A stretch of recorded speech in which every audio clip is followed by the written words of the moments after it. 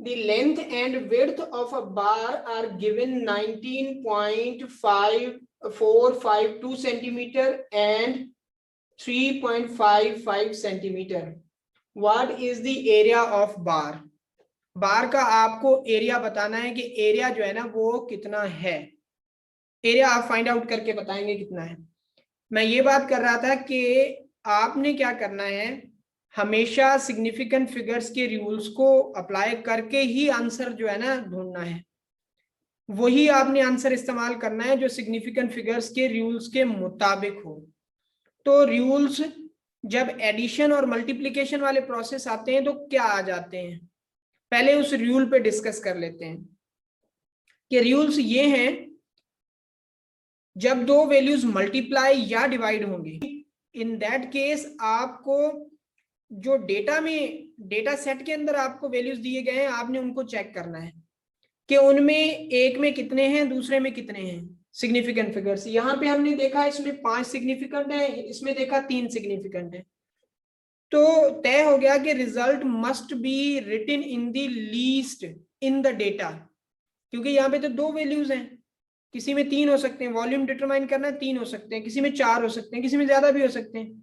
तो आपने सारे वैल्यूज को चेक करना है, जिसमें कम से कम है वही रखना है।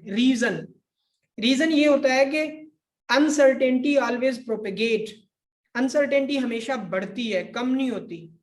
अनसर्टेनिटी प्रोपेगेट होती है, बढ़ती है। उसकी एग्जांपल मैं आपको आम जो हमारी डेली लाइफ है उससे मैं दे देता हूं कि अनसर्टेनिटीज कैसे बढ़ती हैं। आपने एक बात किसी के बारे में कह दी, वो अगले बंदे ने जब अगले बंदे के पास बोली तो वो जो है ना थोड़ी और चेंज हो जाएगी, उसने नेक्स्ट के पास बोली वो और चेंज हो जाएगी, उसने और आगे बोली और चेंज हो जाएगी। तो जब तक घूम के उस बंदे के पास अपने पास आएगी ना तो बात कंप्लीटली चेंज।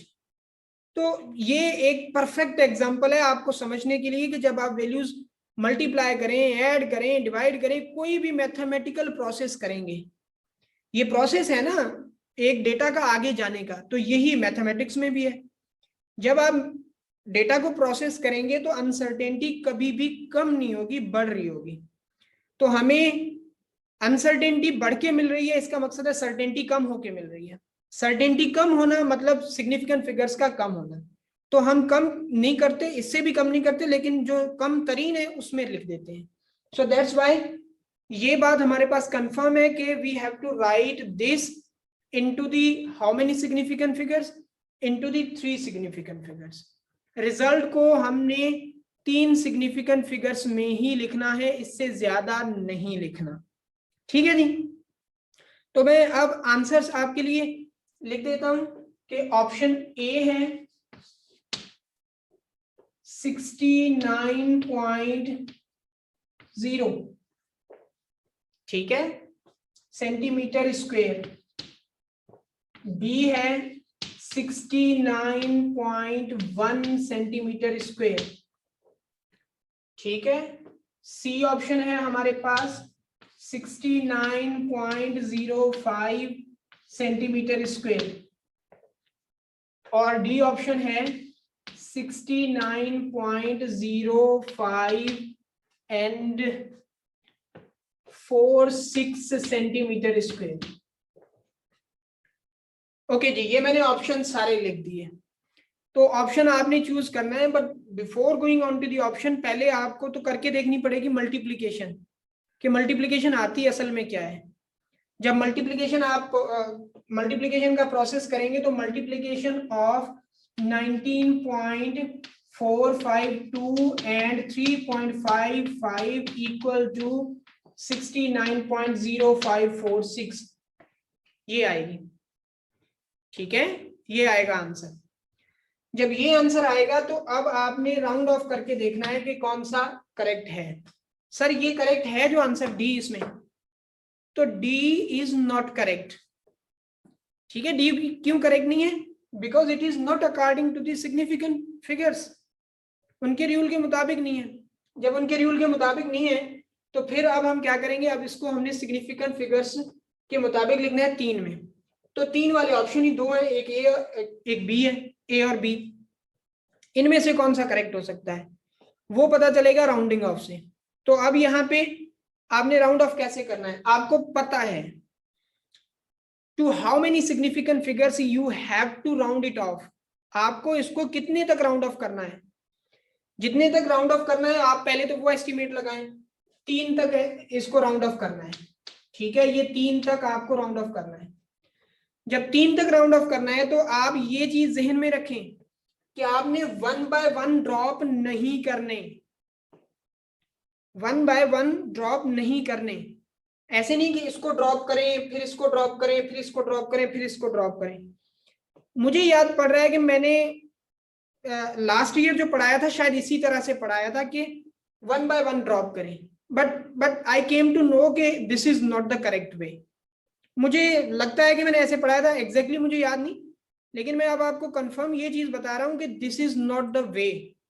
अगर मैंने ऐसा पढ़ाया था, आप लोगों को समझाया था, तो यू शुड करेक्ट नाउ, क्योंकि मैंने करेक्शन कर लिया। अगर ऐसा था तो आपने 1 बाय 1 राउंड ऑफ नहीं करने।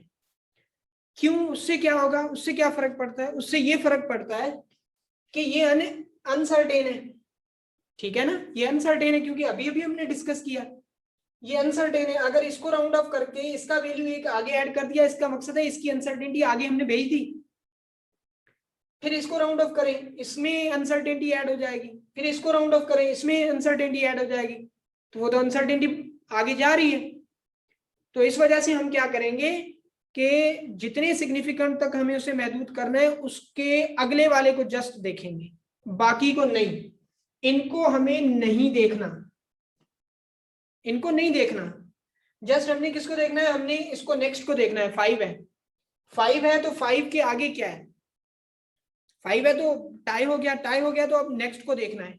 नेक्स्ट को देखें तो नेक्स्ट क्या है, 0। फिर हमारे लिए प्रॉब्लम हो गई कि हमें पता है 1 3 5 7 9 ये तो ऑड है, 2 4 6 8 ये इवन है, बट हेयर इज द 0, 0 है तो हमें पता ही नहीं है कि ये क्या है। नो, 0 इज ऑल्सो इवन, 0 भी इवन है, ठीक है, क्योंकि 0 के इवननेस का कैसे पता चलता है, वैसे पता चलता है कि जिसके भी राइट पे 0 आएगा वो इवन बन जाएगा, ठीक है, जिसके भी राइट पे इवन 0 आएगा it will be even, that's why it is even, it's nature is even. तो ये इवन है तो हमें जस्ट 5 को रिमूव करना है, तो 69.0 this is the correct answer and it is a. देखिए जरा सी बात से आपका आंसर गलत जा सकता है। कैसे? आपने इसको चूज किया, इसको डी सिलेक्ट किया, इसको रिमूव किया तो यहाँ पे 5 आ गए। अब इसको आप रिमूव करेंगे तो आपको पता है नेक्स्ट को देखना है, यहाँ पे 5 है, 5 को रिमूव 5 है तो एक ऐड कर देना है, ये 6 हो जाएंगे। अब इसको रिमूव करना है तो यहाँ पे 1 आ जाएगा, फिर आ जाएगा 69.1, ठीक है। सो बी केयरफुल रह के आपको जो है ना ये चीज करनी है कि B is not correct answer.